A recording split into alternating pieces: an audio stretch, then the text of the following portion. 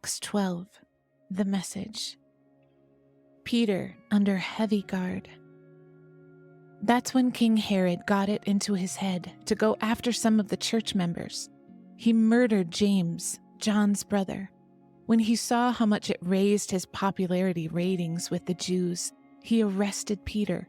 All this during Passover week, mind you, and had him thrown in jail, putting 4 squads of 4 soldiers each to guard him.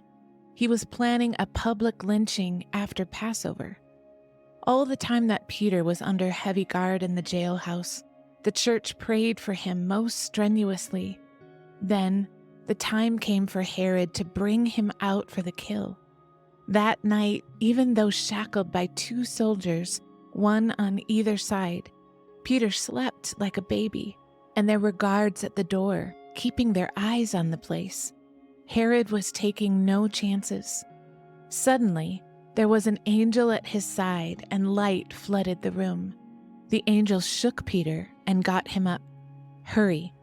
The handcuffs fell off his wrists. The angel said, "Get dressed. Put on your shoes." Peter did.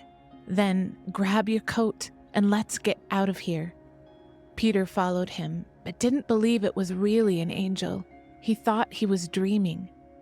Past the first guard and then the second, they came to the iron gate that led into the city. It swung open before them on its own, and they were out on the street, free as the breeze. At the first intersection, the angel left him, going his own way. That's when Peter realized it was no dream. I can't believe it. This really happened. The master sent his angel and rescued me from Herod's vicious little production and the spectacle the Jewish mob was looking forward to. Still shaking his head, amazed, he went to Mary's house, the Mary who was John Mark's mother. The house was packed with praying friends. When he knocked on the door to the courtyard, a young woman named Rhoda came to see who it was. But when she recognized his voice, Peter's voice, she was so excited and eager to tell everyone Peter was there that she forgot to open the door and left him standing in the street. But they wouldn't believe her, dismissing her report. "You're crazy," they said. She stuck by her story, insisting. They still wouldn't believe her and said it must be his angel. All this time, poor Peter was standing out in the street, knocking away. Finally, they opened up and saw him and went wild. Peter put his hands up and calmed them down. He described how the master had gotten him out of jail, then said, "Tell James and the brothers what's happened." He left them and went off to another place. At daybreak, the jail was in an uproar. Where is Peter?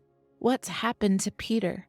When Herod sent for him and they could neither produce him nor explain why not, he ordered their execution. Off with their heads. Fed up with Judea and Jews, he went for a vacation to Caesarea. The death of Herod. But things went from bad to worse for Herod. Now people from Tyre and Sidon put him on the warpath. But they got Blastus, King Herod's right-hand man, to put in a good word for them, and got a delegation together to iron things out. Because they were dependent on Judea for food supplies, they couldn't afford to let this go on too long.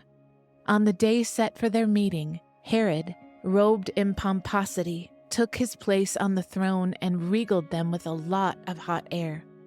The people played their part to the hilt and shouted flatteries. "The voice of God! The voice of God!" That was the last straw. God had had enough of Herod's arrogance and sent an angel to strike him down.